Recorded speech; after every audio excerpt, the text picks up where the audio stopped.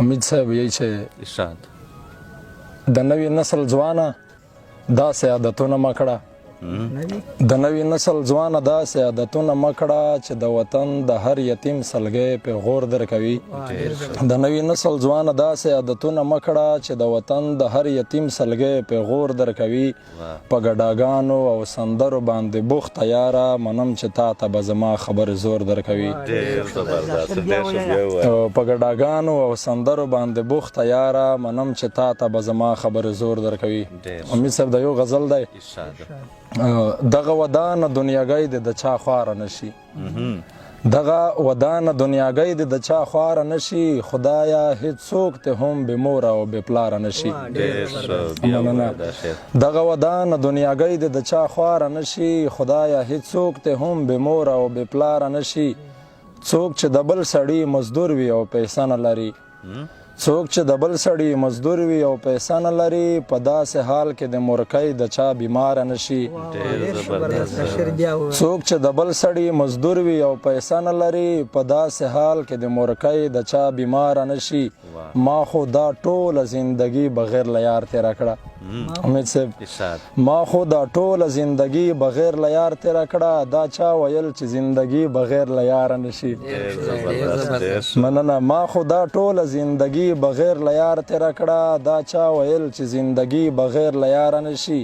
او ته مینه وژنې زه په مینه زندگی تېروم ته مینه وژنې زه په مینه زندگی تېروم ځکه خو تګ زما او ستا په یوه لاره نشي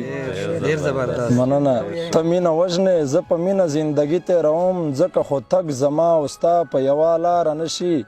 نادان مسیده پروا نه کړي که په دار شي زلمي خو د وطن ناوې د کله بې سینګاره نشي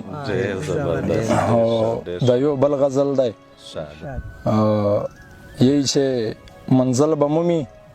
چې ضمیر د چا غلام نه وي منزل به مومي چې ضمیر د چا غلام نه وي د ژوند په هر لار به هغه څوک ناکام نه وي منزل به مومي چې ضمیر د چا غلام نه وي د ژوند په هر لار به هغه څوک ناکام نه وي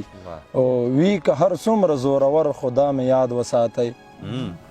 وی که هر څومره زورور خدا مې یاد وساتئ کمران به نشي چې خوارانو ته یې پام نه وي مننه وی که هر څومره زورور خدا مې یاد وساتئ کمران به نشي چې خوارانو ته یې پام نه وي هغه سړی به د ژوندون په معنا نه پوهیږي امید صاحب هغه سړی به د ژوندون په معنا نه پوهیږي په کوم سړي کې چې د بل چا احترام نه وي داسې مثال لري بې مینې زندګي تېرول داسې مثال لري بې مینې زندګي تېرول لکه د کلي په جومات کې چې امام نه وي مننه داسې مثال لري بې مینې زندګي تېرول لکه د کلي په جومات کې چې امام نه وي نادان مسیده په تاریخ کې به مختور پاتې وي څوک چې غمخور د خپل وطن او د خپل کام نه وي د یوه ټپیزه باندې اختتام کوو چې ژوندی کړه خیال چوپه خوله ناستې ژوندی کړه خیال چوپه خوله ناستې یې په بدحال چوپه خوله ناستې او خورې به زوال چوپه خوله ناستې وړي مې سورشال چوپه خوله ناستې لالی ستا په بېننګۍ وشرمېدمه ډیرو ګرانو ملګرو دا و عزیز نادان تاسو ته خپل کوچلی کلام پیش کړه یقیني چې موږ هم خوند ځینې واخیستی امید کوو تاسو به هم خوند ځینې اخیستی وي خو دا وخت د موږ د پروګرام وخت هم سر ته رسیږي په راتلونکو نورو پروګرامو کښې به بیا سره وجود کېږو نو موږ ته راکړئ اجازت د لوی الله په امان